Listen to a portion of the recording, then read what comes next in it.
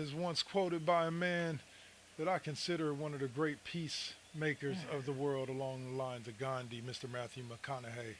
All right, all right, all right, all right. So we're gonna what he is, man. That is We probably we one of ain't the we ain't nicest. getting we ain't getting into it. That's what I love about high school girls. The older I get, they stay the same Same age. age. Yeah, we just gonna look over The that. All right, fuck is we that? gonna look over that. Okay, Gee, that was a character. Okay. gee. Yeah, How I you get know? it. I get it. Nah, no, I I'm get messing it. with I y'all. get it. But anyway, no. So welcome to this week's edition of the Cheap Pop Podcast. I am your host right here, Dark Lord 100, aka Double KK Double, and I am here with my amazing co-host. To my, I always have to flip myself around. To my right is the one and only Dave, Mr. Rune Squire. How you doing, sir? How I'm doing better than last weekend. Hey, hey. Damn. We missed you, man. Like Saint said before we came on, we missed you. Glad to have you back. And below me is the Yep. man with the master plan, the one and only my co-founder, the Saint. What's up, bro? What's up, man? Just getting through another Sunday and football. Woe is me. What was Woe you? is me. What was me? But nevertheless, it's all That's good though. yeah. What's good? What's good, yo? Hey, that's what the football season is about. We're 2 weeks in. It's okay. Yeah. For those of you who don't know us, what you're watching here is the Cheap Pop Podcast here on Twitch TV, and we have a little bit to talk about. Here's what we're going to kick it off with, gentlemen. You know, random story is normally what we kick off with, and this one here I pull from the pages of our very own First GenXers Facebook page, and that is it has now been locked in that sometime in 2027 we are going to be getting a Spawn movie from Bloomhouse, one of the kings of horror. A Spawn movie featuring Jamie Foxx as the lead character. I'm gonna let y'all speak first before I give my opinion. Saint, you look like you got something to say, so No, no, no. I'm gonna let Dave. Dave, you're back, sir. You're back, um, sir. So we're gonna give, please. uh, it's I. I'm not a big fan of Spawn. I was never a big fan of Spawn. I'm not a big Todd McFarlane guy, except for the action figures that his company puts out. mm, So it's not going to affect me one way or another. I'll see it when it comes to streaming. I may go see it in the theaters. I don't know. It all depends on how what the trailer looks like. all right, Saint.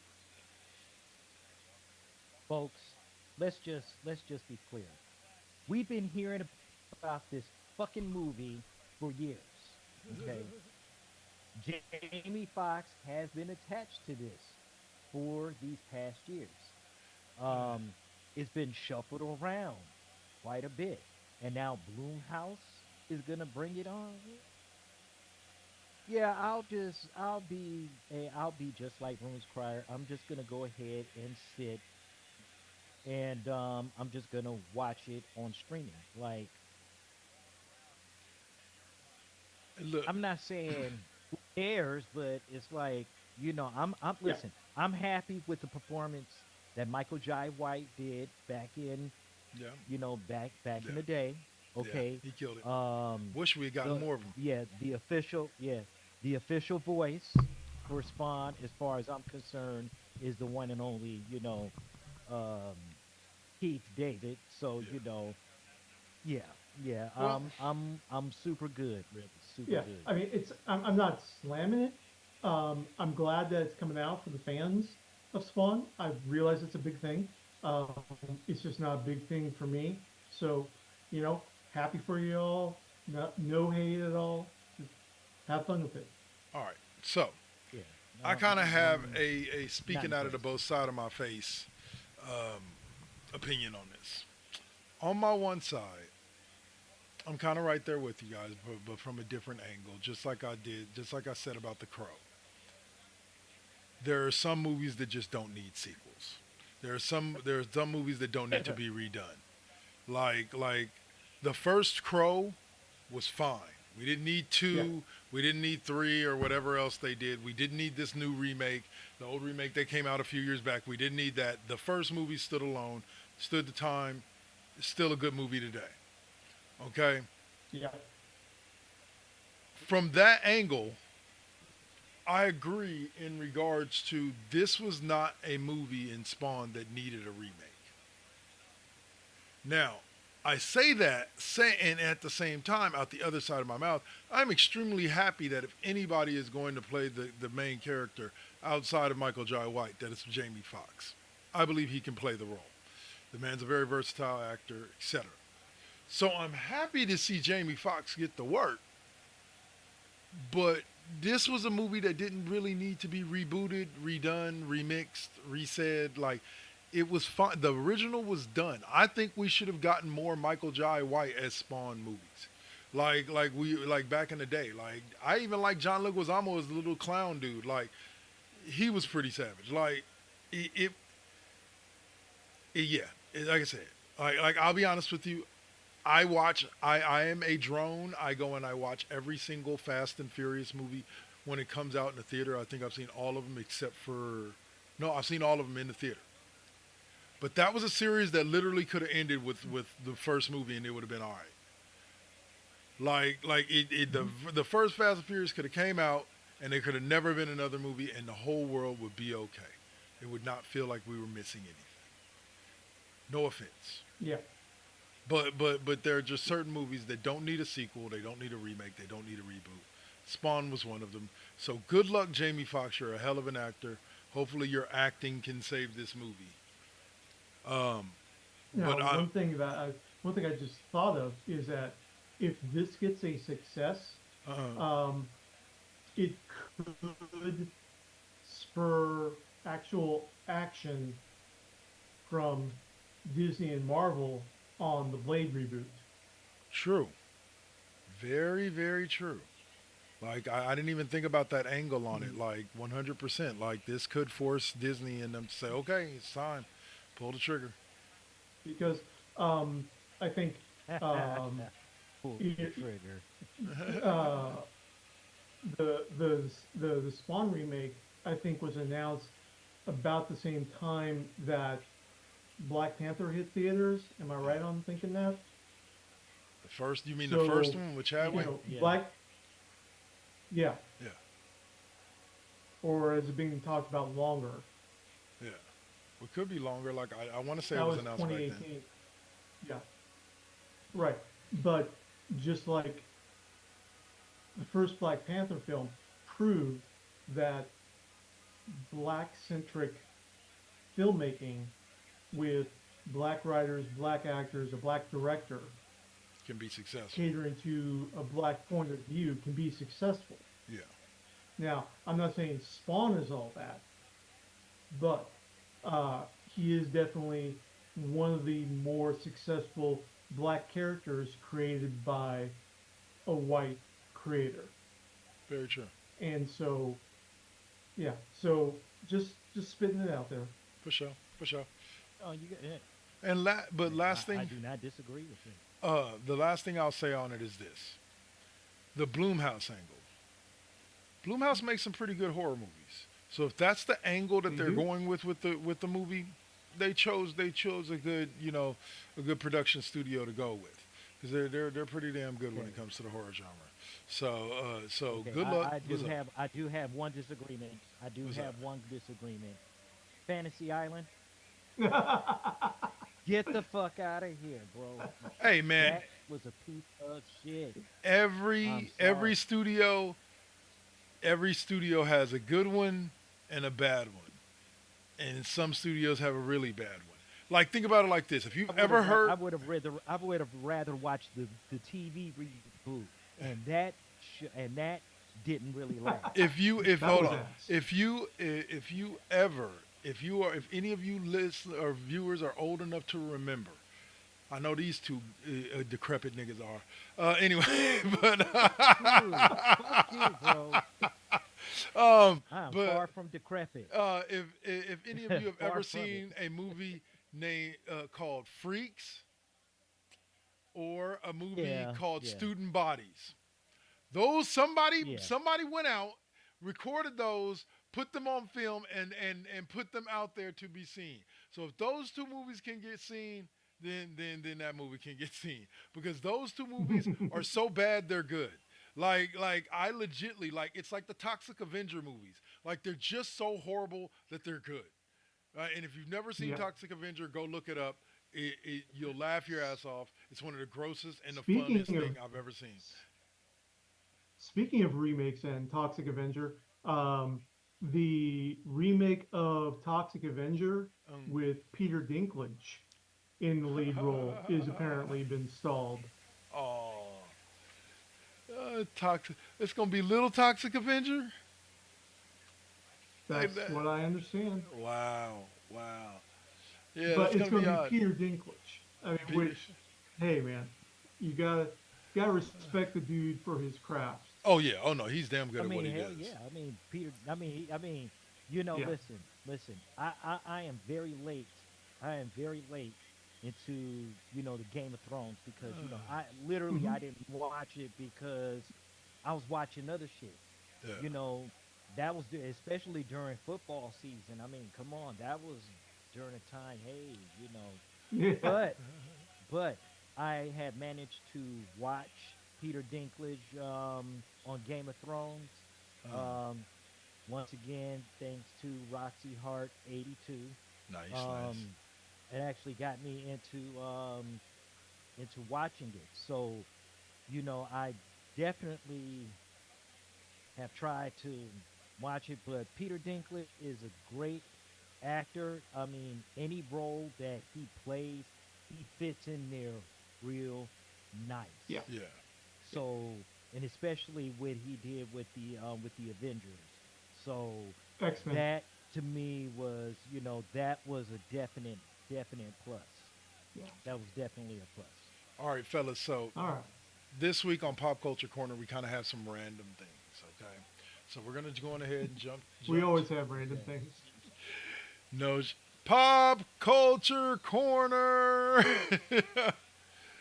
We are here to tell you what is not and what is in pop culture from a Gen X point of view. So, um, look, man, I'm gonna ask you guys this.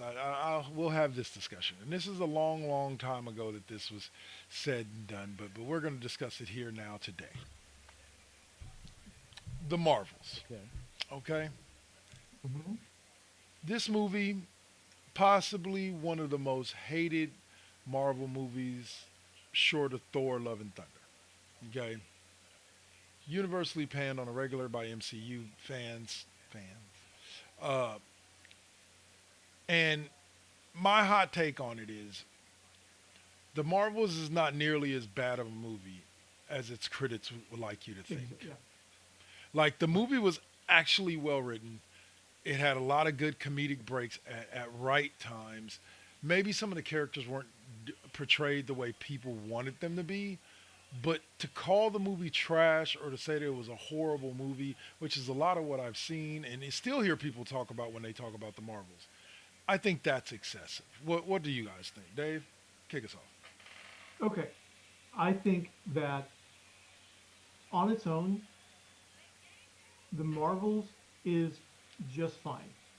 The great thing about the MCU has been there's really not been any bad films. Yeah, that's what I Every feel one of too. them, the worst you can say is like, yeah, I had fun. I mean, it's not blow you away like the first Avengers film or et cetera, et cetera, et cetera. But it's still a good, fun time. All And right. that's the worst that you can say about them. The Marvels fall into that category, Yeah. in my opinion. What puts it over the top into the fandom Yeah. hate is the ladies. Yeah. It's an all Okay? lady And cast. this is from the the very first the original Captain Marvel films when where everyone was complaining about Brie Larson because she gave a snarky answer to an absolutely stupid reporter question that every female actor gets Yeah. about, well, how do you find time for acting and balancing your life and da da da? No male actor gets asked that. Right. Fact. Nobody No. asks a male actor that. Nobody asks Arnold Schwarzenegger that. Nobody asks Harrison Ford that. And the women have to put up with these dipshit questions. Okay, so that started the, well, she just needs to smile more and falling into the male gaze, which again, comics have that problem of being catered to the young teenage male white gaze in there. You know, when you take a look at even characters like Wonder Woman, Yeah. the average comics fans don't appreciate Wonder Woman for being this strong, independent female character. No, they fantasize about her as being the perfect girlfriend. You know, I have this saying where everybody wants the Frank Frazetta sword girl girlfriend with the June Cleaver trad wife attitude. Yeah. They want the looks, but they want the manipulability and control. And that's what's pissing off so many comic book boys. Again, back to Captain Marvel. The biggest complaint coming out of the Incel Brigade was, well, she didn't earn her powers. It's like, dude, Spider-Man got bit by a radioactive spider. That's not exactly earning his powers. He was granted them. Thor Yes. was born with his powers. Okay? Captain Marvel, Carol had to, the entire film was a essay about women being gaslit. That's how gaslighting works. Women know this better than guys Yeah.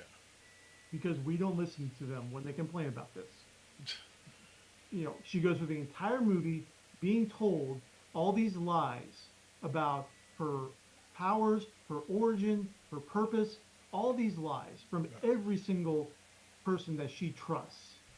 And then when she finally discovers the truth, when she finally realizes and awakens to the power within herself, and she says, I don't need to justify myself to you, that's when certain guys just absolutely lose their shit.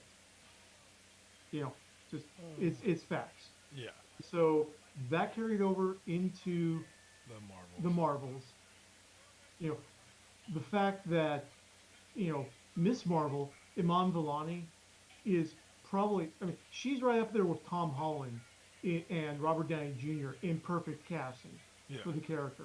She has so much energy, so much life in this character that you can't see anyone else playing Camilla Khan. You know, Brie Larson as Carol Danvers, she's fine Yeah. in there. Teyonah Paris as Monica, she's fine. I think the other problem is that Monica and Carol have just been so effed up Yeah. in the comics since Avengers 200, Mm.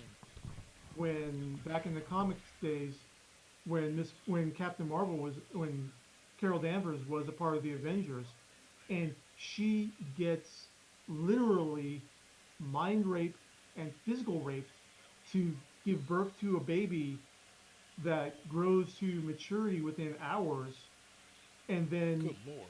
takes her away as his love slave, and all the Avengers are just cool with this.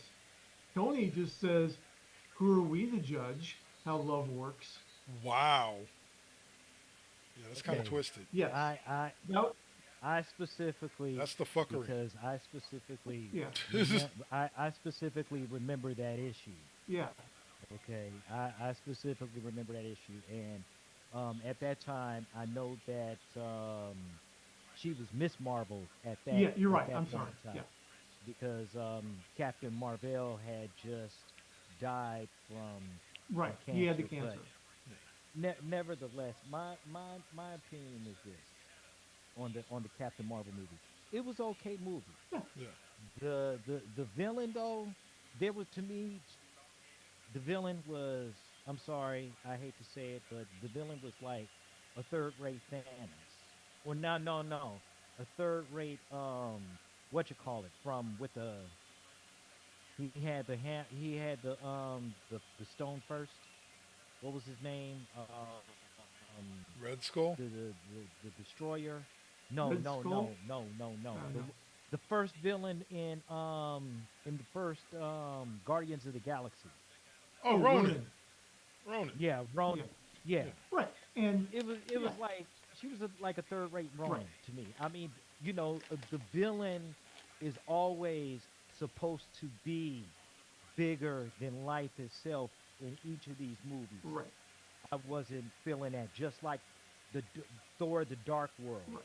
and Kelly, he wasn't like to me. I'm sorry, Christopher Eccleston, but no. And I don't disagree with you. I mean, Young Rog was. the performances Yeah. were great. Don't get me wrong. I like Brie Yeah. Larson. She, she was cool. I mean, I just had to look. It was just like to me, the whole, next part of this universe. It feels kind of rushed. Kind of like how DC was through their phase with all of these movies trying to connect and put something together. And the thing about that, you know, a lot of the fans, for me, still love the fan service and the respectability. It's like you're not gonna get another Avengers Endgame, Yeah. not in that, not in that, capacity. Um, Yeah. it was okay. I did like the first Captain Marvel because it was a good origin story or what Mhm. have you. There were a few things that that were changing, but you know, Right.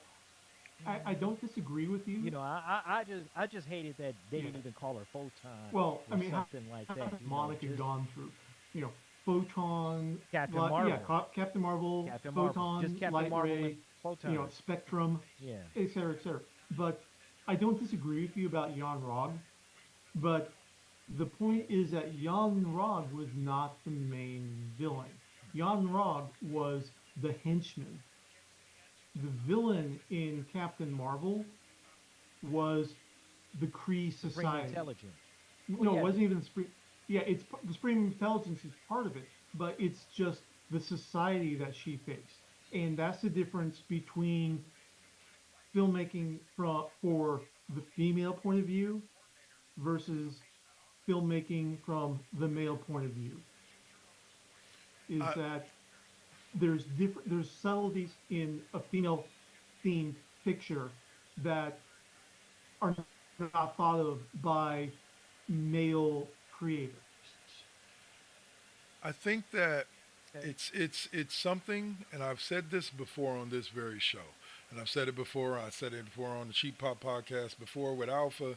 I said it before even on Raw Impact Unleashed when we covered random movies and stuff.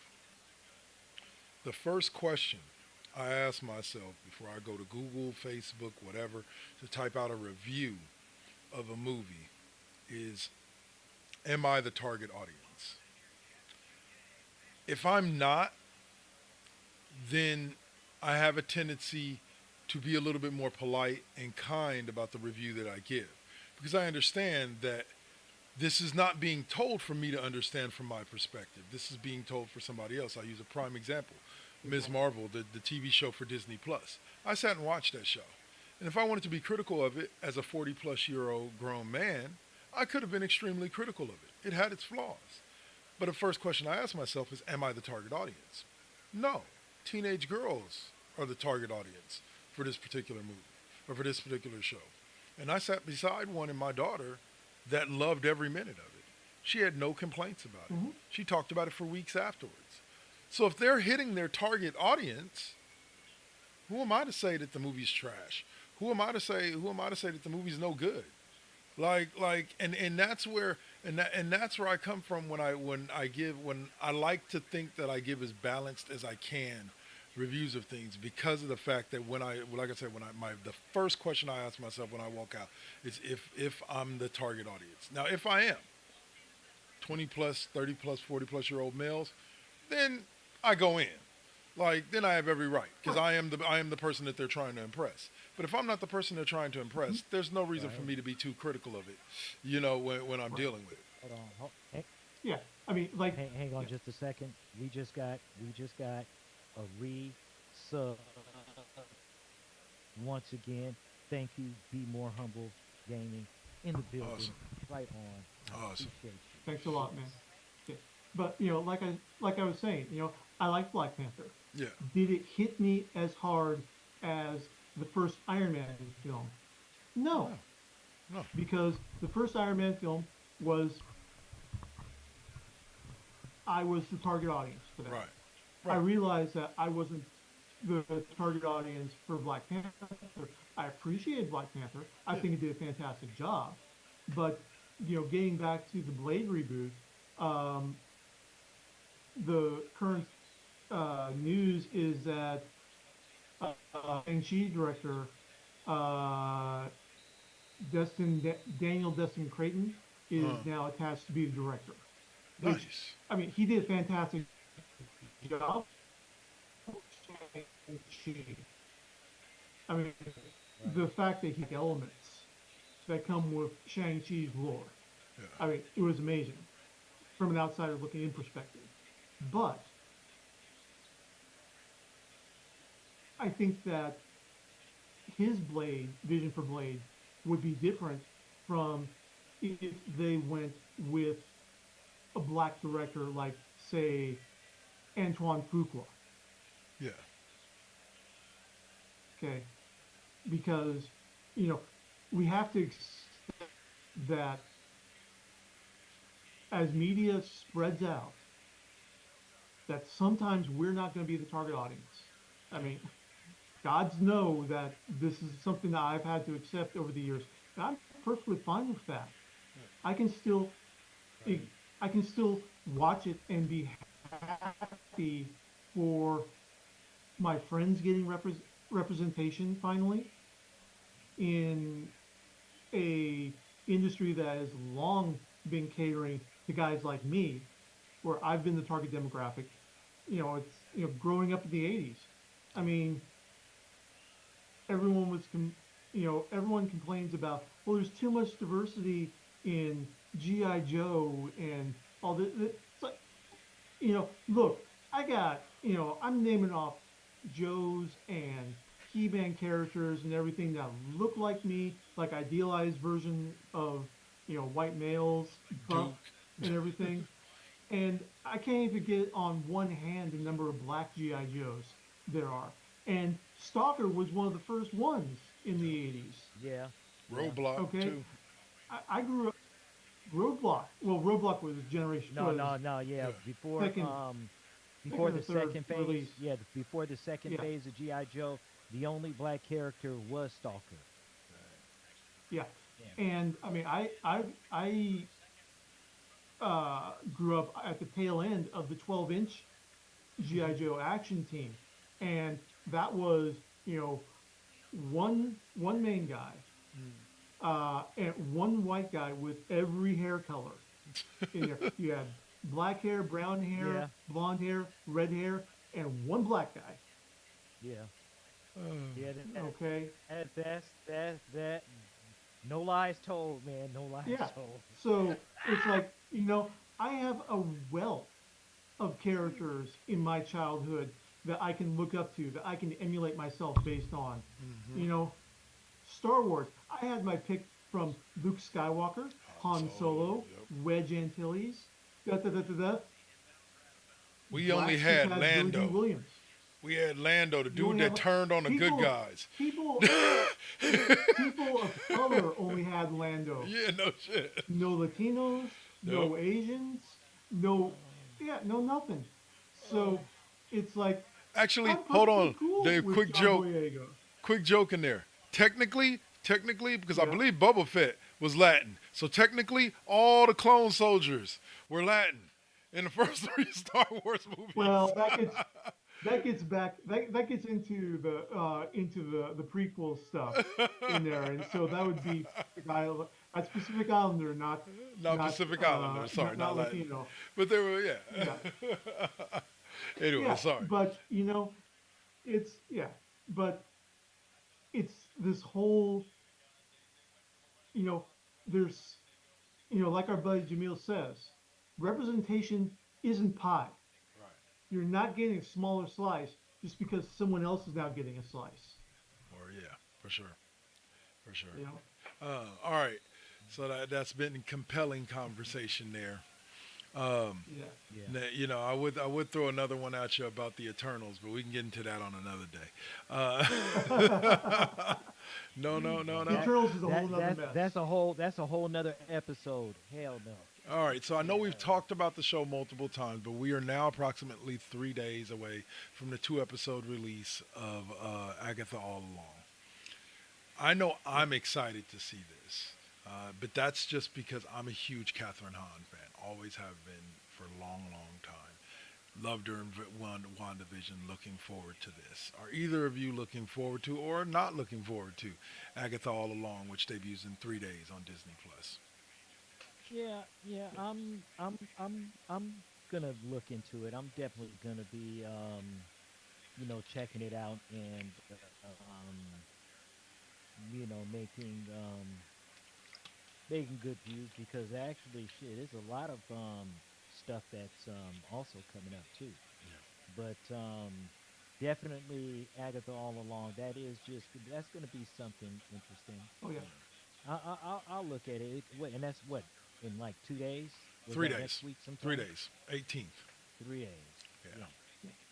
Okay. Yeah, I am definitely looking forward to it. I think that she was she stole the show Yeah. in there She did. in WandaVision, and um, I think that there were fumbles along with Multiverse of Madness Hmm. in Elizabeth Olsen's Scarlet Witch, Yeah. but um, I see where they're wanting to go Yeah. with Scarlet Witch's storyline. I don't know if I really like it, particularly like the travel, but I'm in it for the duration, and you know it's going to be pretty cool to see a return to this character. Um, I'm excited to see if the kid that is being in the show is actually Billy Kaplan, Okay. aka Wiccan from Yeah. the Young Adventures, It's actually gonna be the same aka kid. one of Scarlet Witch's lost sons, Yes. to further the MCU. Right. Um, yeah, I'm all up for that. And also on that note, it was announced recently that Vision, there's going to be a standalone Vision series coming to Disney Plus, I Yes. think next year. Yes. Paul And Bettany. James Spader is returning as Ultron. Nice. I don't know how Nice. that's gonna happen, but Flashbacks and Yeah. possibly, who knows? But hey, I'm there for that. You know, One hundred yeah. percent. 'Cause, the whole Vision Quest saga was when back in the '90s, written and drawn by John Byrne. That was yeah. when I started in comic books back then, just after Vision had been disassembled Oof. and put back together and had all of his emotions completely wiped, Yeah. and he was now the White Vision, Yeah. Yeah. and Wanda had the start of her mental breakdown and everything. So I'm definitely looking forward to that future. But yeah, That's Agatha all right. along, I'm there. That's right because I remember that storyline because she brought back the original Human Torch. I actually had Right. that issue. Yeah. Yep. Yeah, yeah. Should be Now good. More. there Should is be. one thing. Yeah. Yeah. Now there is one tidbit.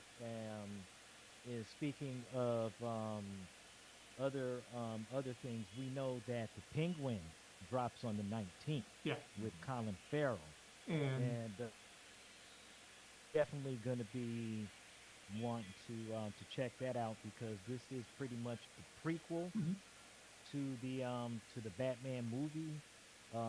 In his rise, Oswald Cobblepot, in his rise as to become the crime Lord, yeah, kingpin, yeah, as he is, and so forth. So It's I'm really looking forward yeah. I might to check it checking that out, out. but I'm not all that enthused because DC live action adaptations since the start of the Snyderverse just really haven't done much for me, and the way that Arrowverse kind of stumbled the landing at the end, uh, it's kind of yeah, I might check it out. I mean, I've got I've got Max. oh Uh, yeah, they'll probably you know, drop on there shortly after. yeah, I love the fact that Max is now, part of the bundle when you get Disney Plus and Hulu. It's like side powder. As I've put it, Max is now the cocoa powder that's sprinkled on your plate when you order the tiramisu. Uh, It's just Oh something man. that it's just something that's on there. You know, Well, it's not the main well, focus. I'll say it well, like well, this. Uh, what about well, what I was just gonna say was, well, what about let's just like take the fact that you know this is definitely no longer the DCEU or Yeah, the Snyderverse. So it's going to be right. actually the I guess what they call the DC Black Label, which is which is the I guess the alternate the the different universe, No, DC so to Black speak. Label. DC Yeah. Black Label is now what they used to call Vertigo until DC Okay. axed the Vertigo line. uh, Okay, it was the more Okay. mature So that is storytelling label in there, and then DC decided, oh, we're going to get rid of Vertigo, and then they realized just how fucking stupid that was, and they, well, we're going to make it's not going to be called DC Black Label. We're going to bring back mature storytelling, and it's like, dude, you, well, I'll say it like this. I'm looking forward to Penguin, but again, I always have issues with watching new people portray roles that I've gotten used to somebody else. And this is going to sound really, yeah, really weird, but outside of Danny DeVito as Penguin back in the Batman series way back when, I have one other Penguin that's actually my number one, and can't think of the actor's name, but Gotham, the guy that played Penguin mm, on Gotham. To me, I haven't that got was one of the Robin through that. Taylor. yeah, that was one of the best portrayals of the Penguin character that I've ever seen.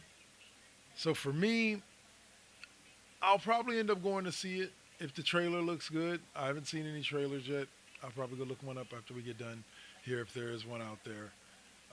And it depends on how the trailer. It'll be one of those ones that if the trailer is good enough and it intrigues me, sure I'll go.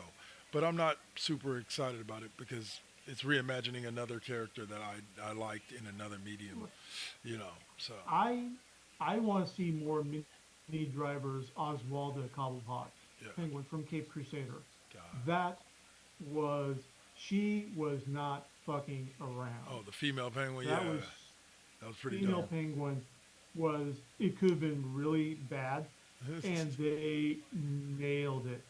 uh, They nailed it. I always love when there's Yeah. outrage I over just want to see. reimagining an imaginary character. Uh, Yeah, yeah. I mean, I just want to see, but you know what though? I really think that Colin Farrell, he really he really did his job in the movie. The only, takeaway, yeah, I understand he's another version, but I really believe you he's gonna be more. He's gonna be more to me than kind of like the Arkham version of Penguin. If if you guys played the game, Yeah. Arkham City, and just like the Riddler, you know what I'm saying? Hmm. He's a cold ass killer, Yep. That I mean, that shit was basically Yeah. cringe. But yeah. Yeah. So I mean, I said I'll probably give it a chance. Odds are real good that different I'll see the interpretations. movie. But Lord Robin Taylor, Robin Lord Taylor. Yeah. Yeah. Yeah, yeah, Okay. yeah. I think it's gonna be what episode one, I Yeah. believe. I think, I think and it's like six yeah, of them. think it was, I think Stephen Root did the voice of Penguin in Harley Quinn, and did a Nice. good job for while he was in there. I like Stephen Root. Um, That's my dude. Yeah, News radio, yeah, friggin' yeah. That's my yep, dog. yeah. For while he was in there, I mean, he was also Dodgeball. very vicious. It was funny. Um, I understand Harley Quinn isn't everyone's taste because of the gore and the cussing. Yeah. That's fine. But if you can get past that, it is Harley Quinn and Kite Man, hell yeah, are Mhm. one of the best non-canon interpretations of the DC universe. Nice. Hands down. Kite Man is God, hilarious. Keith David as Darkseid walking out and the chorus following him. Dark side, it's dark side. All right. So, all right. I want to say I'm gonna have to check those two shows out. I have not had a chance to yet. I want to say, Oh, but God. okay. Here's the last thing I'll bring up before we jump into our first commercial block for the day. Recently, I was All kicking right. around on HBO Max and came across Independence Day Resurgence. Mm, Again, I'm going to state it again. I've said it multiple times in this episode, but there are certain movies that don't need sequels. Independence Day was one of those movies. It was a perfect storm of the right actors at the right time. It was just right. off. It was just. I believe it came out shortly after 9/11, didn't it, or shortly before? Like it came around that time. So, Hold on a second. uh, but it was a great movie. I watched Resurgence, and again, just like I said about Batman versus Superman, Dawn of Justice, as an individual, yes, sir. 96. 96. Okay, so never mind. It was pre that. Yeah. But as an independent movie on its own, Resurgence is actually a pretty good movie. Like, and here's what I was left with after it gets done, and you guys can tell me if you can agree or if you agree or disagree. If you smash together the events of one and Resurgence, it makes for a great beginning movie of a trilogy. If you just compact that first attack into like the first 40 minutes of the movie, then the second attack in the second movie into like the next 30 minutes, and then you end with that ending from Resurgence. Spoilers if you haven't seen Resurgence. Resurgence ends with them with this ball thing that has all the information in it that they need to build weapons and machines or vehicles to help them defeat the aliens for good. And they're talking about traveling into space and going interstellar and going after the aliens in their area. That should have been the ending to one, to the first Hmm. Independence Day, and then that would have been the great beginning of a trilogy. Right. But as separate I movies, one is great. Resurgence, it had its moments, Yeah. but nowhere near as good as the first. Go on, Dave. Yeah. I mean, Yeah, that. I haven't Oh, seen Resurgence yet, but I totally agree with that analysis. Yeah. Um, my only problem is that, so basically the midpoint of Stargate SG-1, Yeah. that's kind of what it's feeling like, which is funny because Independence Day was by the same guys that brought us Stargate. Yes. Yeah, Oh but man. it's kind of, uh, you know, I kind of feel the same way about the second Pacific Rim. You know, Yes. first movie, absolute Epic. fantastic, bravo, great.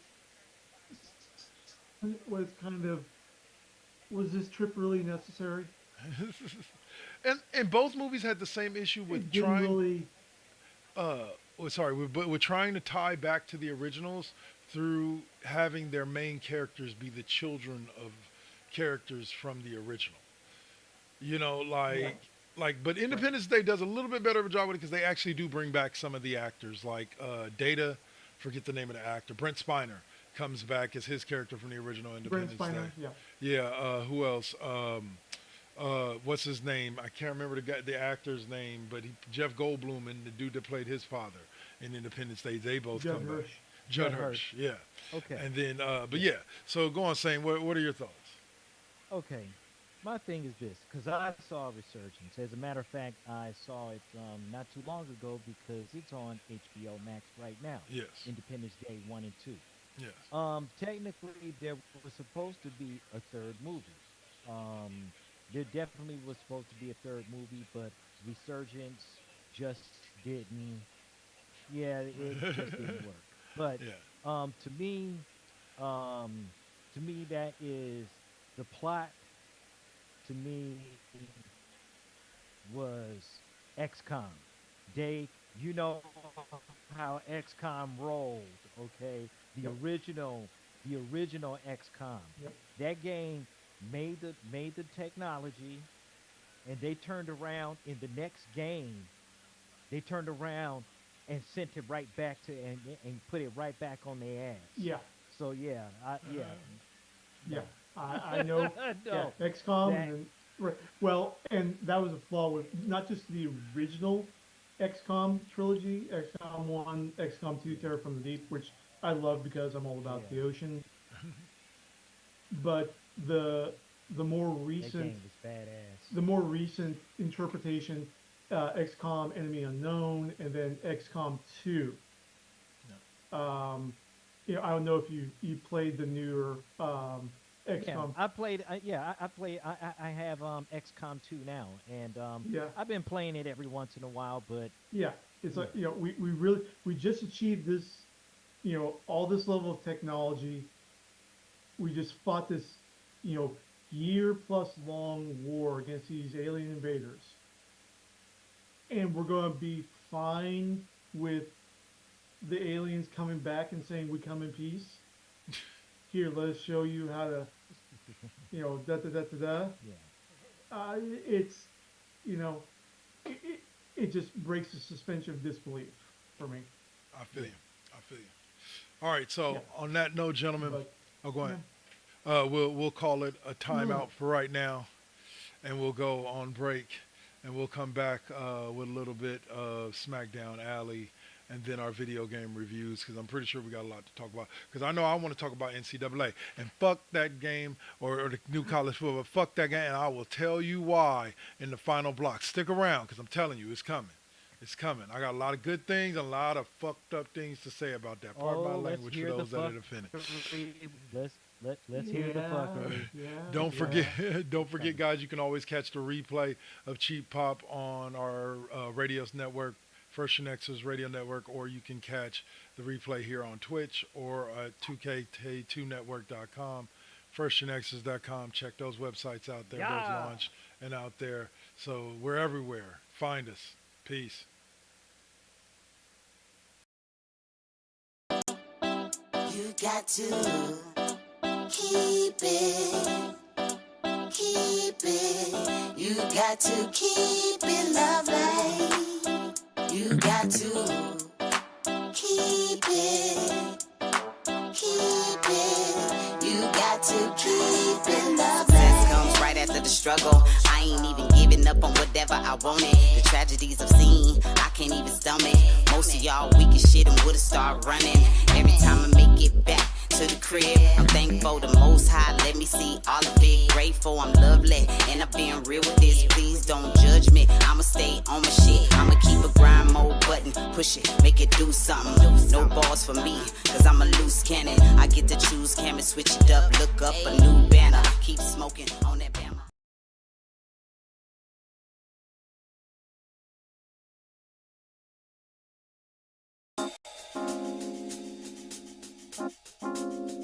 We back at it. Yep, we still doing it. Poetic beat. First GenXers. Gia. Let's get it, y'all. Come on. We back back in the building. It's been a long time cooking in the soup kitchen. And I'm chilling with the same. Dropping these beats won't stop, nope, I can't. Let me get up in the lab, turn it up. Game on with the first GenXers. What's up? Let's flip on the Switch or the Xbox and get up in my zone, I'm clowning. Let me clear my throat for a minute. Shout out to my folks while I'm in it. It ain't nothing but love, it's babe business. I really don't know what's so who ain't feeling this. And this is only the beginning. Now versus then, this is something for the chillin'. Poetic got the joints like McDonald's. I'm loving it. It's the first gen. We're now rocking with Poetic Beats. This is the first GenXers production. Get your PlayStations out. Get your Xbox out. Get your Switch out. Let's get it in, y'all. Holla back.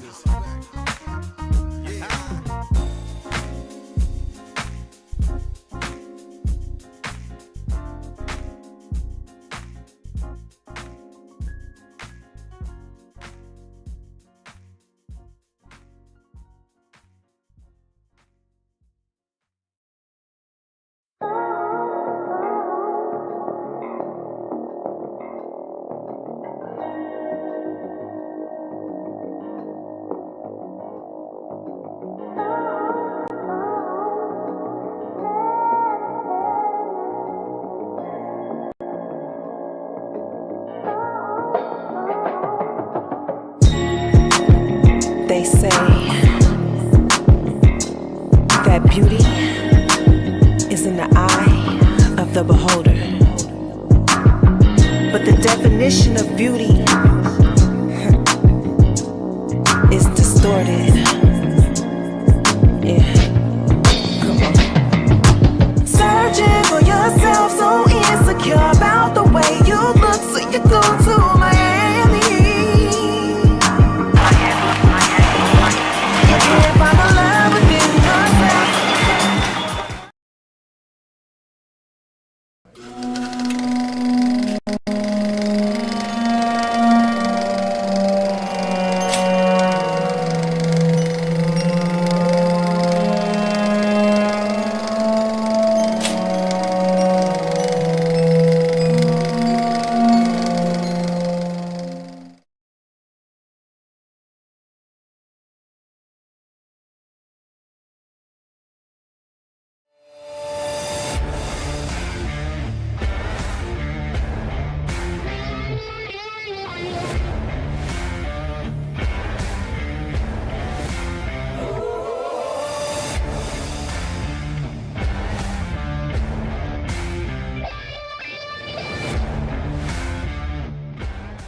We have the personnel to man up and get after Patrick Mahomes. We have the personnel to do that. It's not.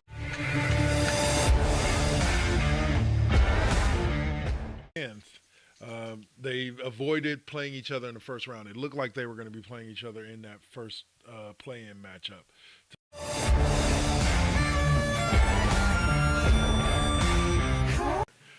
He could do that. You know what I'm saying? I doubt he will, but he could. You know,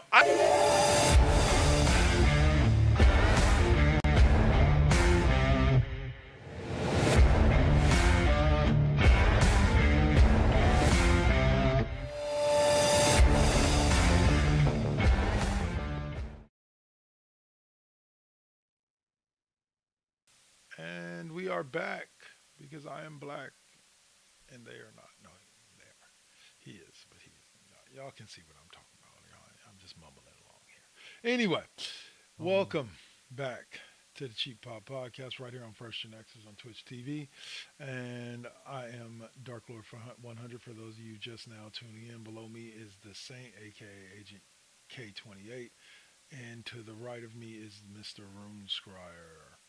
So, guys, this is the segment where we kind of go a little bit sideways. We're going to get through this pretty quickly today because there's not really much to talk about as far as what went down on SmackDown Alley. Yep, that's right. SmackDown Alley, where SmackDowns take place. Is somebody munching on somebody? Is something? be more. Run what Uh, you munching on. Okay. there you go. So, but I'm telling you right now, it's Oh, Raw sorry, was that was much on biscuit. uh, Oh, okay. I was like, uh, yeah, okay. Raw was pretty simple this week. It was the debut. It was the season debut of Raw, so they did it big. They Yeah. opened it up though with a crazy match that I want to talk about real quick between the Wyatt Six and American Made. Which, by the way, let me state right now, I'm loving that name, American Made, for Chad Gable's new group. Alpha Academy was great and all, but American Made, that's dope. Um, but it was Gable, the Creed brothers, and Ivy Niles taking on the Wyatt Six, Eric Rowan, Joe Gacy, Dexter Loomis, and Nikki Cross in a street Right. fight. It was basically just a reason for six wrestlers or eight wrestlers to beat the holy out of each other for the first 30, 40 minutes of Monday Night Raw.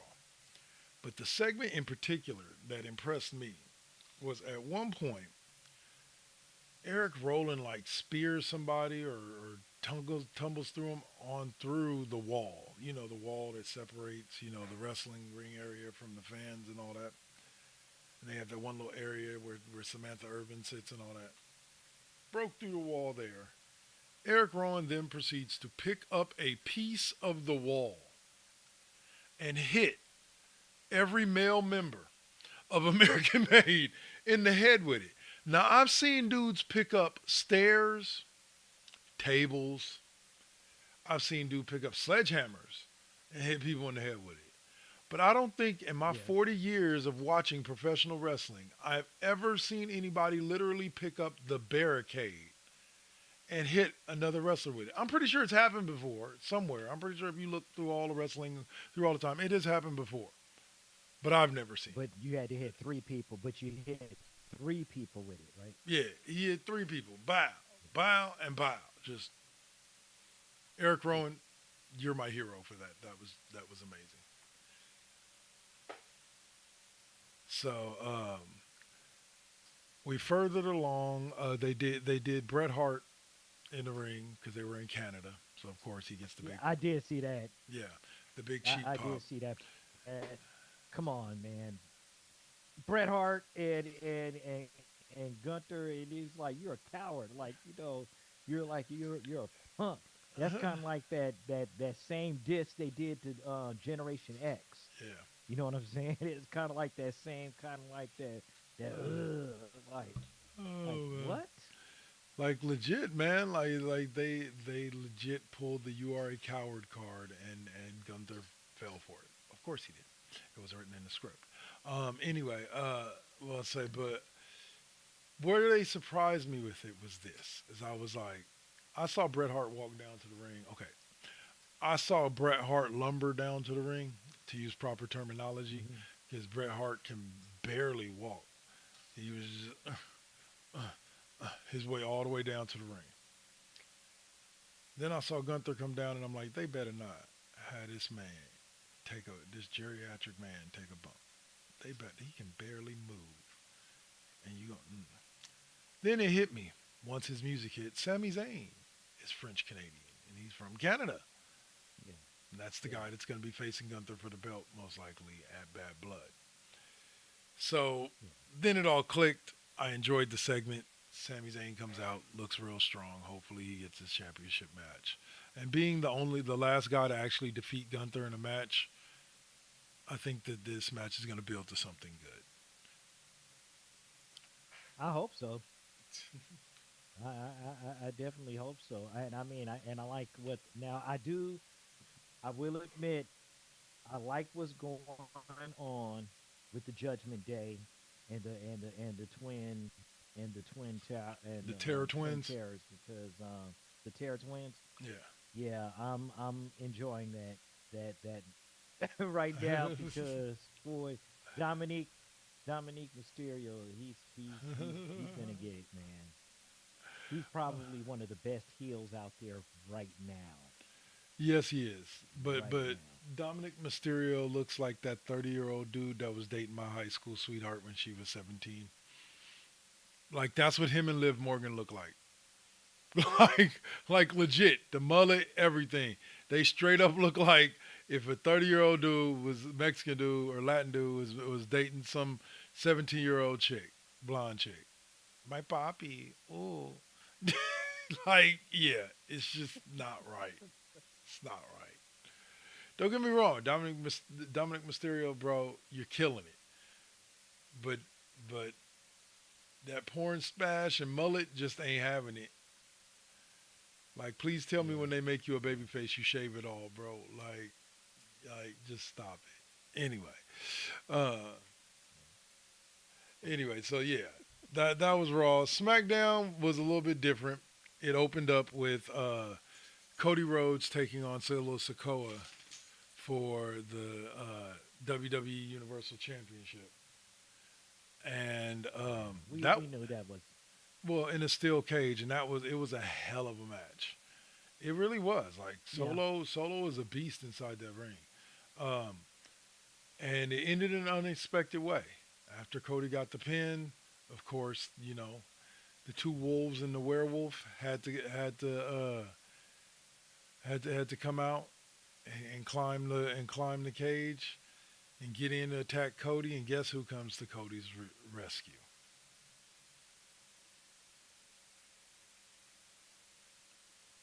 Your one I and know, only right? tribal chief. Tribal chief. Yeah. And I saw that, but that like the sign under the paper yeah, when that was the big ass team up. Yeah, I like that. and for those of you who didn't get to see SmackDown, again, I spoiler alert, it led the that opening segment led to a tag team match between Solo Sikoa and Jacob Fatu and Roman Reigns and Cody Rhodes at WWE Bad Blood in October, which I'm looking forward to now. I was looking forward to it before, but I'm really looking forward to it now.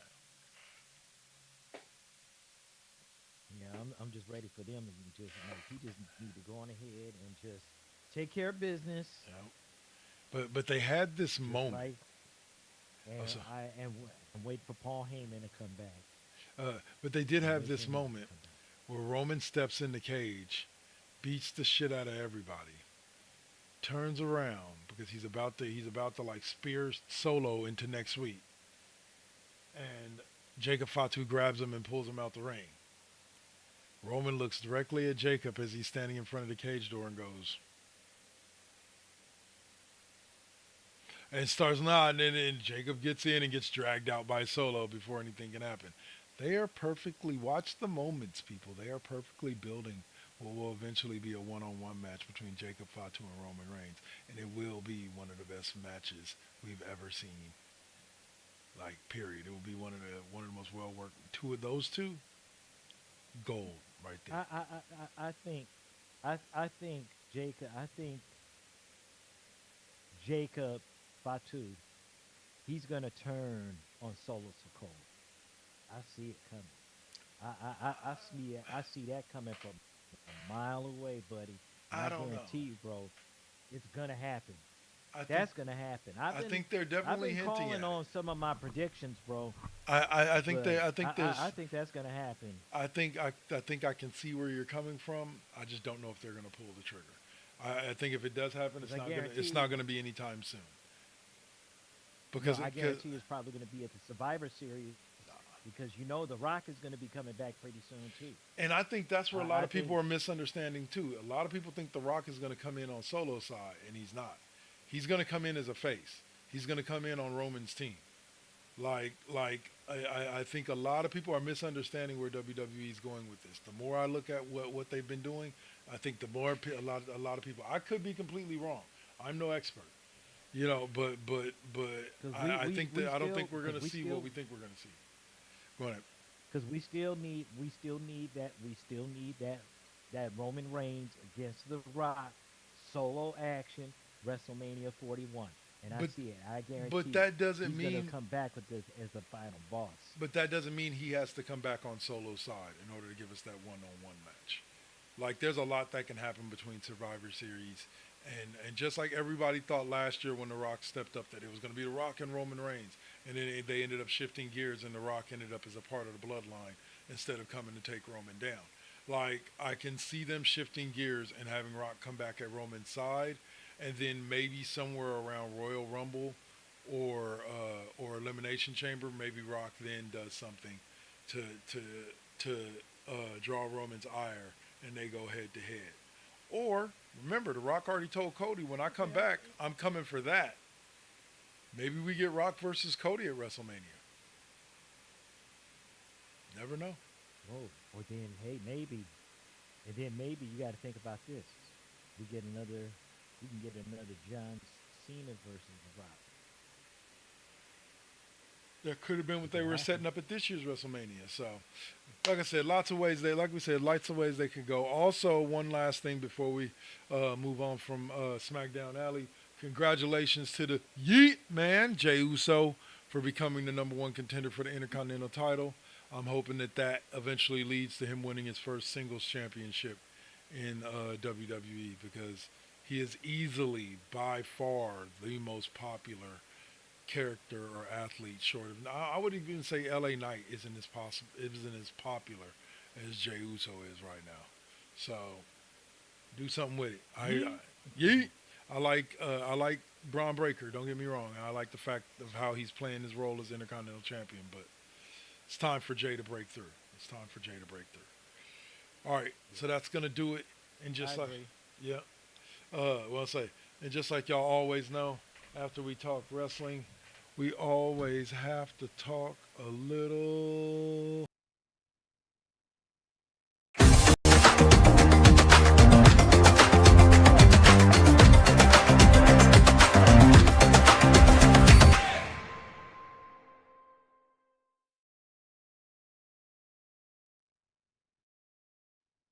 Video games, that's right. Pew, pew, pew, pew, pew. Hand-eye coordination. Throw the ball, catch it. Ah! Video games. You got issues, sir. Yeah. You clearly have issues. Brother. Yeah. I'm too old to have issues. I got subscriptions, all right? I got full-on subscriptions. Oh, I pay with my energy every day. Well, I'll say anyway. But yeah, so I'm going to open it up with a little hot take. There are those Okay. out there, y'all have heard me say this, y'all heard me allude to this earlier. There are those out there that would say, if you wish to challenge yourself on the games of video, you must set it on the hardest level. And on this day, I call Papakaki. Enjoy games at whatever level you wish to enjoy them. If you want, if it helps you enjoy the video game to play it on its easiest level, then do that.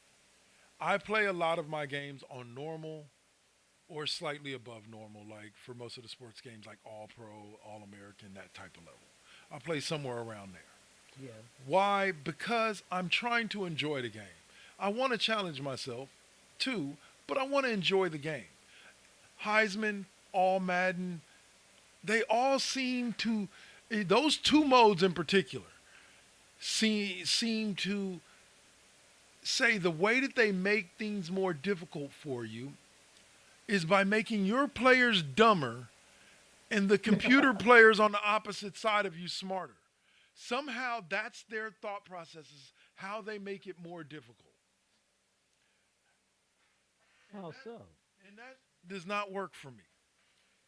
I've literally made plays on the varsity level on NCAA where I threw the ball. My guy was wide open. He catches the ball, runs for a couple of steps, gets tackled, boom. No problem. Wide open, catches the ball. Looks back, catches the ball. On Heisman, looks back, lets the ball touch his hands, goes up.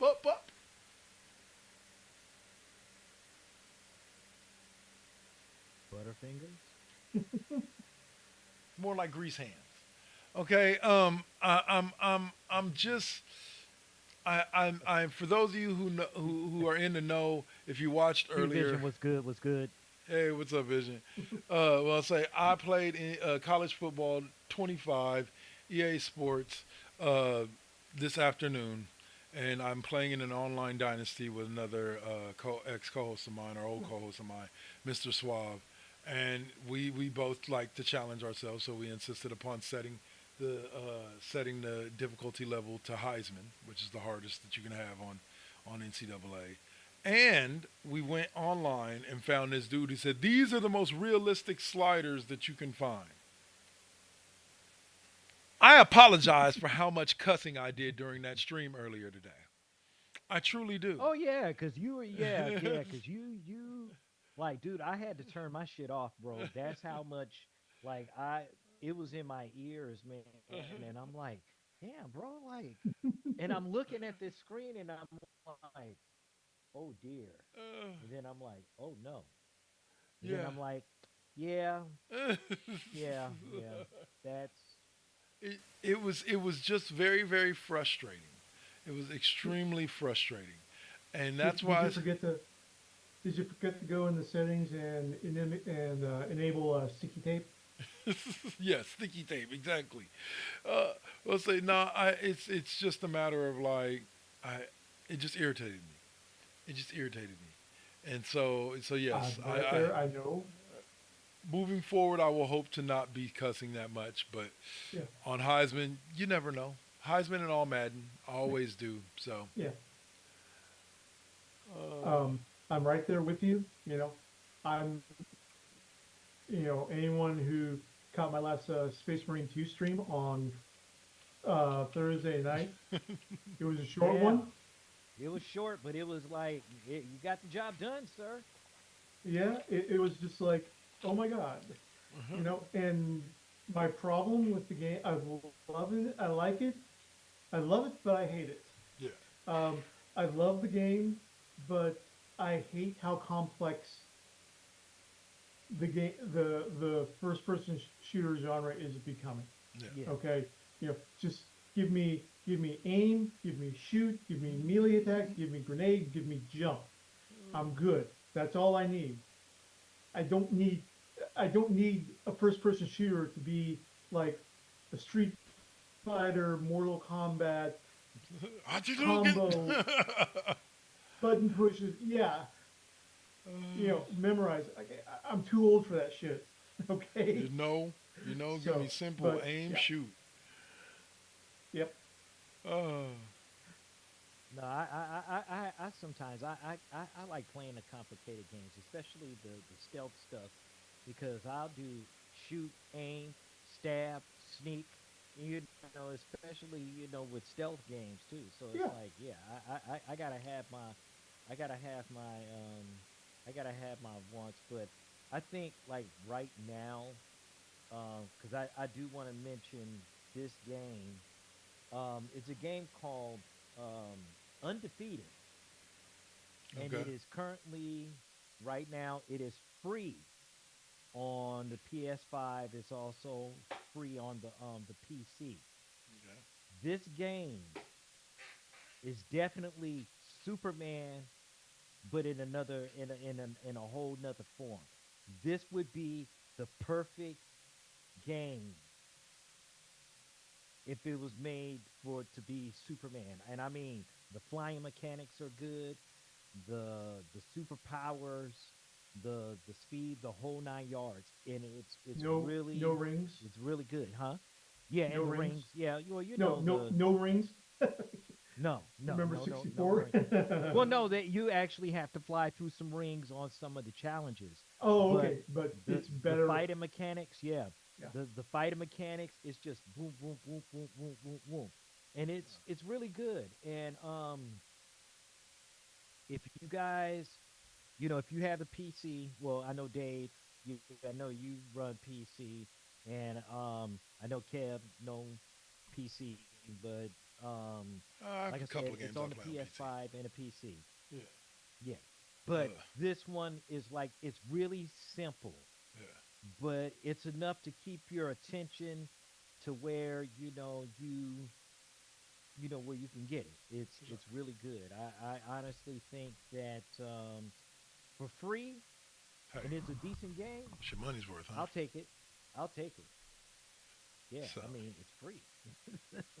No PS Plus or nothing. It's just straight up.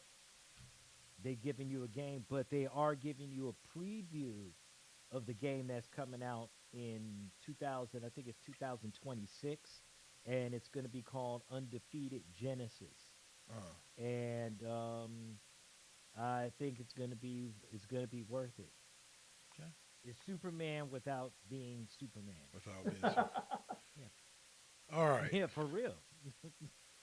here we Without, go. So here's the new thing we're gonna pick your guys' brains about. oh yeah, Sony, what's good? lovely Sony. You know, those people that have taken so much of our money over the years between Sony Pictures and Sony, Sony PlayStation 1, 2, 3, 4, and now 5, have decided to finally take everybody who spent all this money over the years, turn them around, bend them over. And although we're not a family show, I'm not going to go into details there. The PS5 Pro was announced this past week.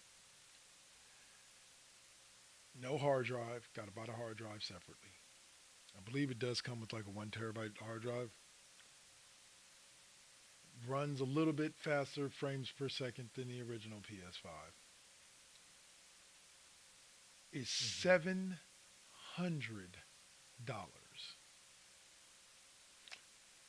Don't rewind. Don't check your volume. No, you heard me right. $700 American. I know about the I know about the 700, but what I'm laughing at right now, it says QVision. It says these first-person shooter games are teaching kids how to shoot for real, which is dangerous. That kid that shot at Trump plays shooter games at Gracie. Uh, but Damn. uh, but Damn. Yep. as a PlayStation guy, Saint, why don't you kick us off? How do you feel about this attempt to rob people of their money at gunpoint by Sony? I don't know, but well, I'll tell you this. It's like I didn't buy the PS5 like in the very first year. You know, Yeah. like that that just wasn't happening. It was about maybe I got about a year and some change um coming through. I already knew that this PS Pro was gonna be is gonna be expensive, and usually, hey, it was a high price. It was gonna be high price before. It'll probably go down in a couple of years or what have you. But I mean, I'm not about to pay 700 for a system when I could just do a PC, get a PC. Yeah. You know Yeah. what I mean? Well, So and here's yeah. the insult to injury to me. And now the original PS5 with the disc drive and the non-disc drive are the price is now dropping of the original PS5. So now you can literally get an original PS5 with a disc drive for cheaper than you get the PS5 Pro. And from what I've heard, the frame rate difference is barely negligible by or barely visible by the human eye. But go on, Dave. Okay. Well, you know what Sony's motto is. Sony Computer Entertainment, snatching defeat from the jaws of victory. You mean like Apple? Anyway. uh, I mean, tell me I'm wrong. nope. Tell Nope. me I Yeah. am wrong. No, You know, you're right. you You're did right. Listen, listen, listen. But hold on. Let me ask y'all this. Since you guys want to get on the get on the Sony, what the hell? Why did well people should have known already, but you guys know that the prices went up on September 12th with the Xbox Game Pass. Yeah. Hmm. Yeah. It is now 19. It is now 19. It is now 19.99 Yeah. for those out there. But there are different tiers. So if you pay the top dog, you get the first day Yeah, You know, you get the that's day what the ones ultimate. Yeah, because you know yeah, Indiana Jones is coming. We already know Call of Duty is getting ready to make its way. yeah. So definitely that. But you know, I think that some people, you know, I mean, first of all, why do it on October 12th when you could have did it at the beginning or like at the like right at the mid 15th? Why'd you do it then?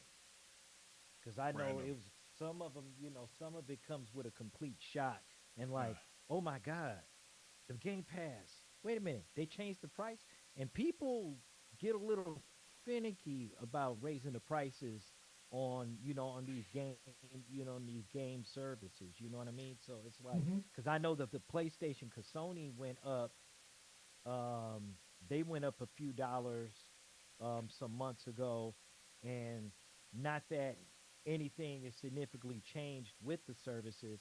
It's kind of like, but Yeah, it's like Xbox, you got to get more bang. You do have to get a little more bang for your buck, but why, you know, why are they doing a Okay. three-tier system now?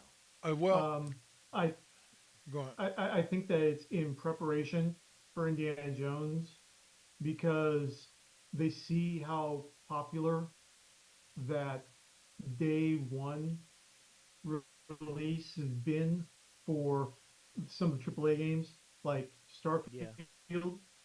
A lot of people were kind of wondering about it, and so they went to use Game Pass for to try before you buy. Right. And I know that's how I kind of started off with Starfield Well, was using Game Pass before I fully committed the money to I, the full game. I will also say this: there are things about the Game Pass part of it. And yeah, he's right. It's multiple systems, but I think it starts at like 9.99 for the lowest one. It's like 12.99 for the middle one, and it's 19.99 for the ultimate Game Pass. Right. The thing with it is, even at the Mhm. 9.99 and 12 or 14.99 mark, Game Pass is worth it. The catalog of like 100 to 200 games. Also, you don't get with the lower version ones. You don't get Game Pass PC, where you can download the Xbox app onto your PC and play PC games through Game Pass. There are certain games that they have available on PC that are not available on the console version of Game Pass. But those features, and then stuff like I've played MLB The Show every year for the past 3 years, and I haven't bought the game once. Like it basically comes with like you can download MLB The Show day one when it comes out with Game Pass, and you can keep it all season long. They keep the game on there all the way until the next MLB The Show comes out. So it's like right, little features like that make it worth now. Oh, $3 bump. I was already paying 16.99. Now I'm paying 19.99. All right, cool. Take $3 more a month because the access to what they do, for me at least, makes it worth it. And the option that they have to be able to not only play games, download them and play them, but or install them and play them, but they also have the option to play them on a cloud version on a cloud network. And so you can be playing all yeah, these different games on Game Pass and not have to download a single one to your actual hard drive. And so those types of features make it worth 19.99 for me. Now, if I didn't have 19.99, if I was making minimum wage, $15 an hour, I probably wouldn't have Game Pass. I'd probably have the lowest version of it as possible. But if you make enough money to get Game Pass to pay 19.99, $20 a month, it's definitely worth the 20, as far as I'm concerned at least. yeah. Yeah, and you know, I like. Don't get me wrong. I like I like what the Xbox you know, some of what it has to offer because I mean, you know, the one thing I do like is that being the best in both worlds with both consoles and so forth. You know, you have a whole variety. You know, you have a whole variety of you know of different stuff to play.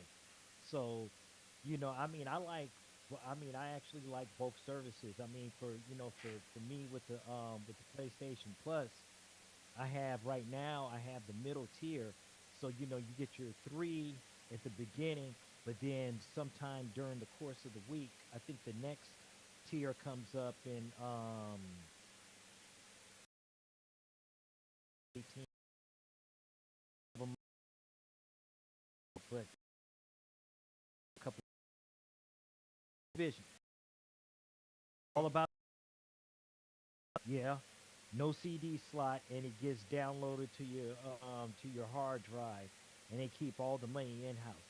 I Yep. am I am definitely all about the digital.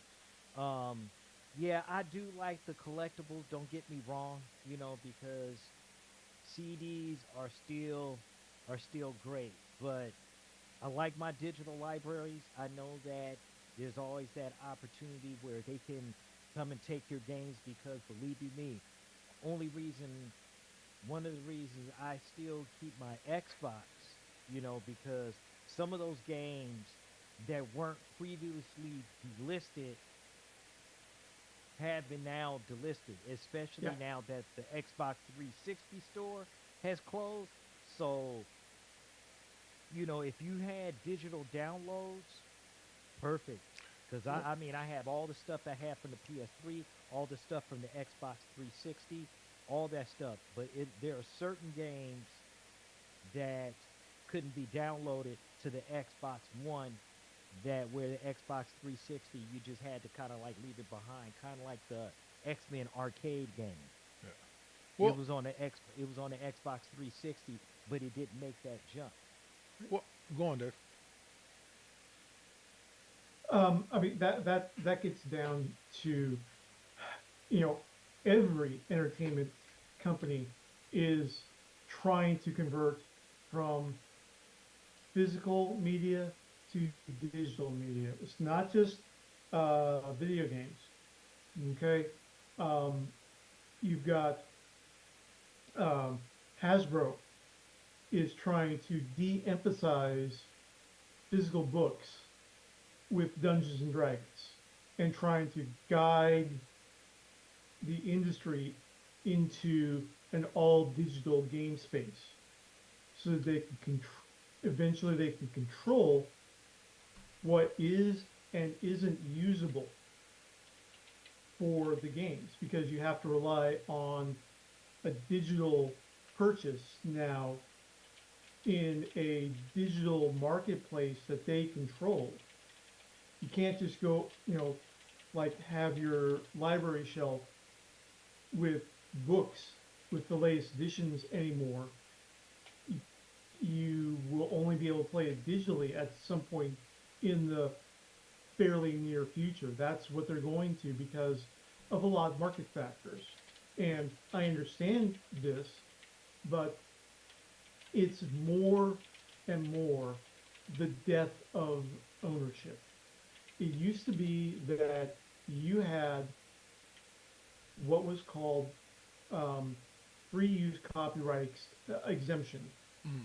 where anything that you buy, whether it was a record, a cassette tape, a CD, a book, a computer program, you had the right to make copies for your own personal use as an archive Right. in case that you lost the book or whatever. Once you paid that, you could make a single physical, a single copy for your own personal use. Right. People exploited that, you know, which, okay, you know, Yeah. once again, regulations come because people exploit loopholes.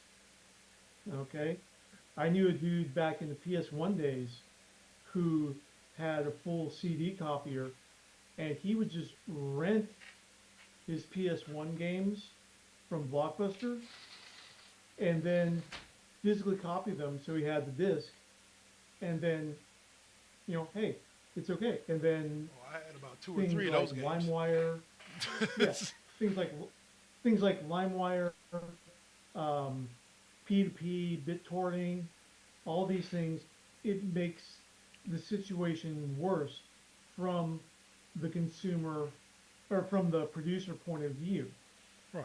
Um, Right. More importantly, like I talked about before, creating a physical copy of a PS5 game is a very expensive proposition because the way that Sony and Microsoft and like also Nintendo have structured their operating system licensing, you have to pay a ton of money up front based on have access to the operating system tools up front.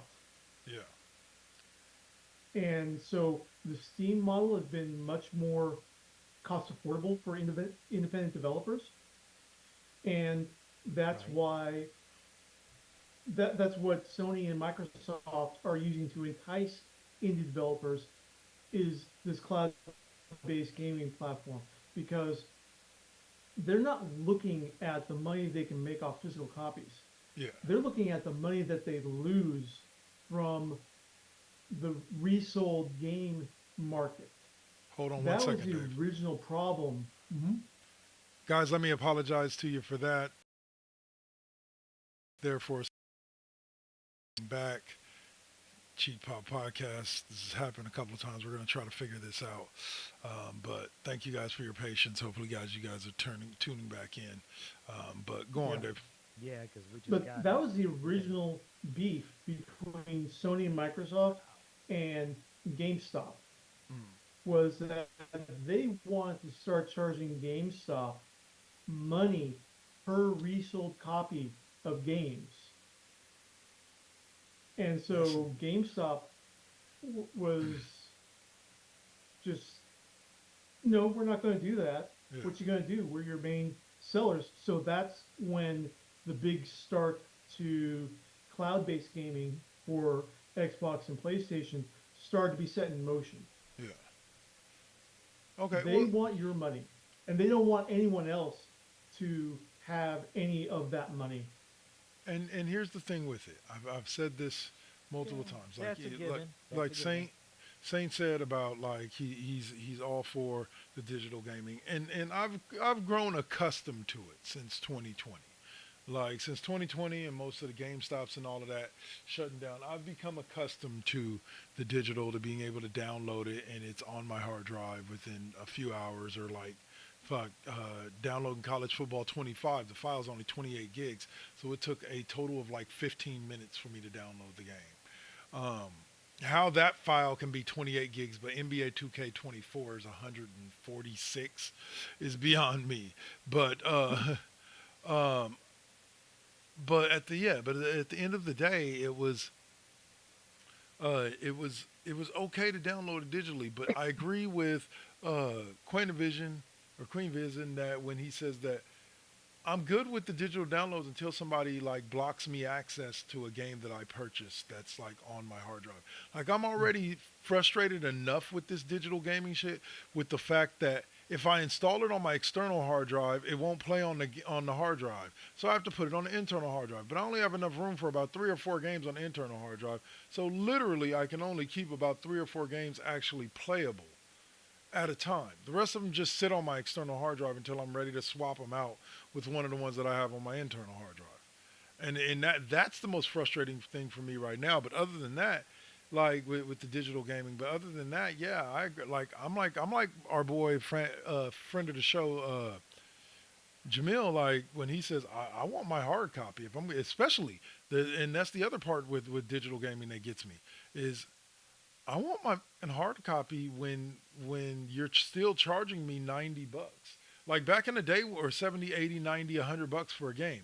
When back in the day when they told us that digital gaming was coming, I assumed that since there was no need for somebody to produce a box, an instruction booklet, or a disc anymore, that the price of the game would drop. Maybe not significantly, because everybody got to make their profit, but would drop a little bit more.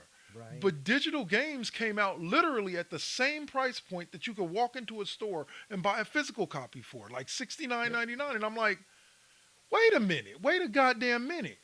I'm getting far less stuff at this same price point than I'm getting by walking into the store and and being able to have a collectible case and maybe a little doll or whatever comes with it. Like I don't buy those deluxe Yeah. editions on the digital thing because what you gonna do? Ship me the comic book that you're talking about, the coloring book or whatever the hell that comes with the game? No, just give me the game.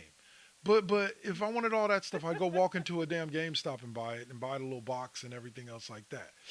But that's where I'm coming from with it. Is I'm like, it's just frustrating to me that we're still paying the same price for nothing but a encoded file to play on our console that we were paying for an actual disc. And so like that Right. needs to change as far as I'm concerned. Like bring back Yeah.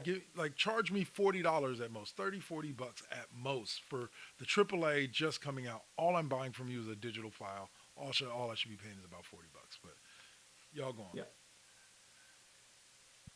I don't have anything to say about it after that. on. All right. That hey, you're winning with that one, bro. You're winning. But anyway, so we'll close it out. Not much by the way of video games left to talk about unless you guys got something. Oh, Marvel Capcom 2. Um, oh yeah. Oh yeah, we gotta Yeah. talk about that real quick. So apparently, Marvel vs. Capcom 2 just hit recently, and they got a little bit of a problem with the matchmaking, where it turns out that people buying the game and doing online fights against others, they're getting noobs are getting matched up with literally the number one Marvel Capcom player for 2 decades, Justin Wong. Right. Oh man. Okay, and they're getting so frustrated at this that they're returning the games and getting refunds. It's actually damaging the number of players and the number of purchasers on this. I mean, this is like, going in to play, just play a quick round of golf Mm. at a country club and finding out that you're randomly paired up with Tiger Woods. And you got to beat them or else you got to pay Yeah. triple for your round, right? Something like that, yeah. And it's like, wait, I'm spending an inordinate amount of money for this? I mean, now I know Saint has a different take because we were talking about this beforehand. So, Saint, let's get your rant on this.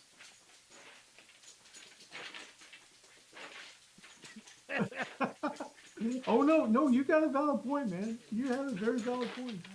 All right, look. I'm just gonna basically say this about this whole thing. Rip that band-aid You off. want it, you wanna bring it on. These, I fail to understand. A lot of these new booty ass kids that get in there fighting on these fighting games, they don't want to step up. They get in there and they think, oh yeah, well that's because if the new version is playing, we're gonna win. We're gonna easily beat the old one. No, no. Perfect example: the original Street Fighter. That is one of the hardest games to still get down with Yeah. because there was only two people. Okay, and if you beat Sagat, if you beat him, you have to sit up there and have about maybe 5 or 6 drinks because I guarantee you there was a lot of quarters getting wasted to beat this guy. Now, when Yeah. it comes to Marvel versus Capcom 2, a lot of these newbies are coming in talking about, yeah, we're gonna beat this. You have people that have been playing Marvel versus Capcom since 1997. You are not going to win. Especially, there are people that eat up these kids that talk a whole bunch of shit, and you get them online, and guess what? When the noobs start losing, they get to crying. Oh, I want my money back. Too late. Too late. And I love it. I love it because, and especially me. Listen. My name is Petty Murphy. Okay, My dude said Petty Murphy. talking shit to me in a game, and and then you calling me the N word and all that kind of Ooh. stuff. Oh yeah, I'm gonna have to bury you, and Uh, then I'm gonna embarrass you. Then I'm gonna turn around and I'm gonna put that shit online to embarrass you. Don't do that to me.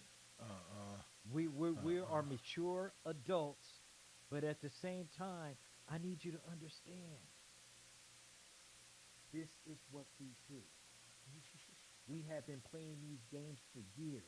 You're not going to sit up there and tell me, like, this one kid tried to play me on Street Fighter 6, and he was talking big shit.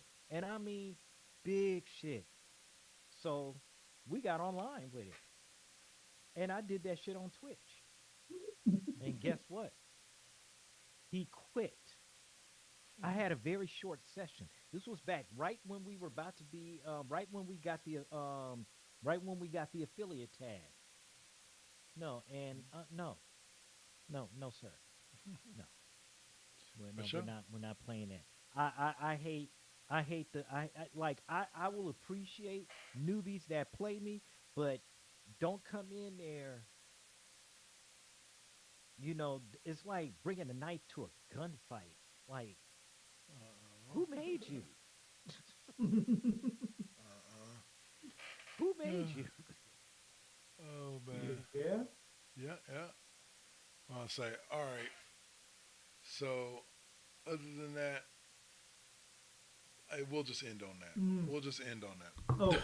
Oh, let me. Yeah, Okay, yeah. and Hold up, Dave's got one more for it. last thing. Let us give a fond remembrance to the 30th or the 35th anniversary of the Dreamcast. Wow, wow. Yep. Funny story about the Dreamcast. I got mine from an Asian lady that worked with me at Lions because her son worked at the mall, and so me and my boy D got one for $100 a piece from her. That's the game, but that's the Wow. Dreamcast that was You at know what? Bancroft. That was at the Bancroft house. That Dreamcast was the one that I got from Yeah, that lady for $100. yeah. But you know what? Hey, I just thought about something else too. Speaking of the Marvel versus the Capcom, you know about the Capcom Collection 2 Mm-hmm. that's now coming out in 2025. Um, you remember Star Gladiator, Mm. Project Justice, and those were the two. That was the one, with rival schools. Mm. But they are actually going to be they're actually bringing in um Power Stone. You remember that, Kevin? Yeah, yep. You Power remember Stone. Yeah, that? Yeah. that was my shit. Power Stone was a major staple for us over there when we were on the Dreamcast. It was Power Stone, Tech Romancer, and Uh-huh. um and Resident Evil Code Veronica. We were doing, oh, and of course NFL 2K, the last Yeah, game that's that Dan Marino was in. yeah. Yep. But yeah, that these games are classics, and I'm loving it, every Yeah, single bit of it. So I'm running with it, Amen. man. and I brain farted on the dates. It was 1999, so 25th anniversary, September 9th, 1999 was when Wow, Dreamcast hit America, wow. Yeah, One hell of a system. and 2K, that NBA was 2K, the beginnings. a system, a system way ahead of its time. Yep, 100%. right. All right, fellas, you know what's up next. This is our last and favorite part of the show, but it's Where Are You Next? The infamous segment where we tell you where Okay, you can see our I mugs or voices next. I What's couldn't up? quite hear that. So no, I'm just fucking with What? Uh, Speak up, Sonny. so, you. Saint, kick us off and tell us, Where are you next? Okay. We are, of course, you guys already know. NVT Deuce will be on tonight at 11 Eastern, 8 o'clock Pacific, or possibly a little earlier. Depends on what time the classroom is finished. We'll try to get on a little earlier, but we're gonna be probably broadcasting like maybe 3 or 4 days in the week during the mornings. So we want to be able to just make it happen, but we're trying to get more, more music and getting more influence. So it's working out. Sure, sure. Yeah. Now, Dave, I'm not So gonna keep MVT Deuce, y'all. MBT Deuce. 8 Mhm. p.m. Pacific, 11 Eastern, y'all. Check it out right here. Dave? I will be back on tonight for night shift, midnight Pacific. And I will be going back to Star Wars Outlaws, getting back into that game. Um, I will try not to spend the entire 2, 3 hours circling around the mountain range trying to find the one singular path I need to take to get to the objective point. Hey, I did that to people this Ubisoft, weekend. So on I Final Fantasy, yeah, I ran around in the same Ubi, spot powering up my dudes. Ubisoft, you gave us a grappling hook for a reason. Okay, come on, guys, this isn't that hard to figure out. Right. So yeah, yeah, I'm going to be working on that tonight, grinding that out. Um, so tune in for night shift tonight. Mhm. All right. Okay. And And then I of guess that course, would leave me, huh? Where am I yeah, next? I'm What's up? what in 2 hours? Yeah, you can catch me in about 2 hours right here with the one and only O'Malley, the lovely O'Malley, the Concrete Rose, and we'll be talking NFL Week 2 action and whatever other stories we can think of on the First GenXers Presents the Classroom right here on Twitch TV. And then my next video game stream will be tomorrow night with the debut of Football Mondays. Football. No, Yes, sir. Football Mondays, where we will play college football, EA Sports College Football 25, and where I'll say a little bit less cussing. And We hope. we hope. And we will play NFL Madden 24 until I can afford to get 25, which should be next month. And the Football Mondays moving forward. So that's where you can catch me next. Well, you just watched us for the last 2 hours, hopefully, right here on Twitch TV with Yeah. the Cheap Pop Podcast, y'all. Okay, and And I'm gonna send a raid out. I'm gonna for sure. raid. And I'm gonna before he raid. raids us, just know you can check us out next on Sunday, next week on Broadcast Sundays, 2 p.m., 2:15 Pacific, 5:15 Eastern. And you can check out the replay of this episode on Spreaker.com, our podcast site, and check it out there. I believe like next Monday. All right. Or you All sorry, you right. can also hear the All right. replay on Live 365 as well on Tuesday at 12:45. So, all right. All right. So You that's it. ready? Yep. Check out 2KK All Network, right. 2KK2 Network, and FirstGenXers.com. Check them out. Okay. Peace. Okay, and make sure that you guys tap in. Okay. It's all good. Peace. Okay, give you about 70 seconds. Oh, never mind. We're good, y'all. Peace out.